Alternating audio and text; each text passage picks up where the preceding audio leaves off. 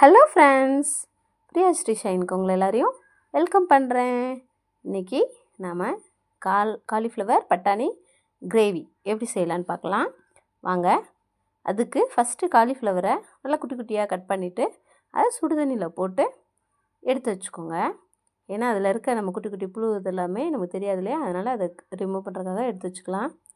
Next ஒரு பேனில் கொஞ்சமாக ஆயில் ஊற்றி அதில் வெங்காயம், தக்காளி, வெள்ளைப்பூடு, இஞ்சி இதெல்லாம் போட்டு நல்லா வதக்குங்க. அதுக்கடுத்து நம்ம நெடக்கடலை பருப்பு இருக்குது இல்லையா, அதை தொளி எடுத்துகிட்டு அதை போட்டுருங்க. அதை போட்டுட்டு நல்லா வதக்கிட்டுட்டு இதை ஒரு மிக்ஸி ஜாரில் மாற்றி நல்லா ஃபைன் பேஸ்ட்டாக அரைச்சி வச்சுக்கோங்க. அடுத்து அதே பேனில் கொஞ்சம் கடலெண்ணெய் ஊற்றி அதில் ஜோண்டு தனி மிளகாத்தூள், ஒரு பிஞ்சு சால்ட்டு, ஒரு பிஞ்ச் மஞ்சத்தூள் இதை போட்டு ஃப்ளேம் சிம்லேயே இருக்கட்டும்.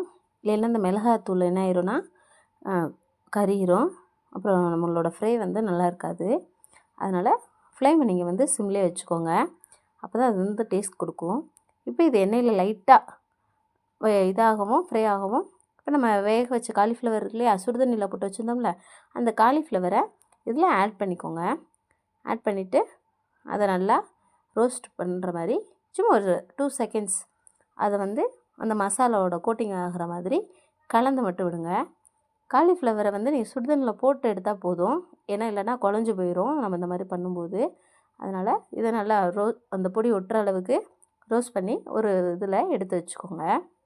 இப்போ நம்ம அதே பேனில் மறுபடியும் கடலெண்ணெயை ஊற்றிக்கோங்க. தேவையான அளவு கடலெண்ணெய் ஊற்றிட்டு அதில் பட்டை, கிராம்பு, லவங்கம், கொஞ்சோண்டு சோம்பு இதெல்லாம் போட்டு நல்லா ஆயிலில் கொஞ்சம் ஃப்ரை ஆகட்டும், வெயிட் பண்ணலாம். அதுக்கடுத்து கொஞ்சோண்டு கருவேப்பிலை, நல்லா சாப்பாக நறுக்கி வச்சுருக்க ஆனியனையும் போட்டு நல்லா ரோஸ்ட் பண்ணிடுங்க. அப்புறம் கருவேப்பிலை, கொத்தமல்லி தழை இதையும் போட்டு நல்லா எண்ணெயில் வதக்கிடுங்க. நல்லா வதக்கின பிறகு நம்ம பச்சை பட்டாணி வச்சுருக்கோம் இல்லையா, நீங்கள் பச்சை பட்டாணி இல்லை காஞ்ச பட்டாணி தான் இருக்குன்னா அதை நீங்கள் முதலே ஊற வச்சு விசில் விட்டு எடுத்துக்கோங்க. என்கிட்ட பச்சை பட்டாணி இருக்கனால நான் அதை அப்படியே போட்டிருக்கேன். அப்புறம் நம்ம ரோஸ்ட் பண்ணி வச்ச காலிஃப்ளவரையும் இதில் நம்ம சேர்த்துக்கலாம். இப்போ அந்த பட்டாணியும் காலிஃப்ளவரையும் நல்லா கலந்து விட்டுக்கலாம். அந்த எண்ணெயிலே கொஞ்சம் நேரம் இருக்கட்டும். அடுத்து இதுக்கு தேவையான மசாலாஸ் பார்க்கலாம். தனி மிளகாத்தூள் 2 ஸ்பூன், மல்லித்தூள் 1 ஸ்பூன், கரம் மசாலா 1 ஸ்பூன், அப்புறம் ஜீரகத்தூள் 1 ஸ்பூன் போட்டுட்டு உப்பு உங்களுக்கு தேவையான அளவு சேர்த்துக்கோங்க. நான் இதில் மிளகாத்தூள் கம்மியாக தான் ஆட் பண்ணியிருக்கேன்.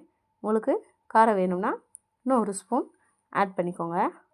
தேவையான அளவு உப்பு சேர்த்து அது நல்லா எண்ணெயிலே வேகட்டும். மூடி போட்டு ஒரு 5 மினிட்ஸ் வேக வச்சு எடுத்துக்கோங்க. இப்போ ஓப்பன் பண்ணிங்கன்னா அந்த மசாலா ஃபுல்லாமே காலிஃப்ளவர்லேயும் பட்டாணிலையும் நல்லா இறங்கியிருக்கும். இப்போ நம்ம அரைச்சி வச்ச பேஸ்ட்டை போட்டுக்கலாம். வெங்காயம், தக்காளி, கடலைப்பருப்பு எல்லாம் அரைச்சி வச்சோம் இல்லையா, அந்த பேஸ்ட்டை போட்டு தண்ணி தேவையான அளவு தண்ணி ஊற்றி நல்லா பச்சை வாசனை போகிற அளவுக்கு கொதிக்க எடுத்துக்கோங்க. உங்களுக்கு எந்த அளவு கெட்டியாக வேணுமோ அந்த அளவுக்கு வச்சுக்கோங்க. சப்பாத்தி, சாதம், தயிர் சாதத்துக்கெலாம் ரொம்ப அருமையாக இருக்கும். செஞ்சு பாருங்கள். ஹாப்பியாக சாப்பிடுங்க, ஹாப்பியாக இருங்க. பிரியா ஸ்ரீ ஷைனை சப்ஸ்கிரைப் பண்ணுங்கள். தேங்க்யூ.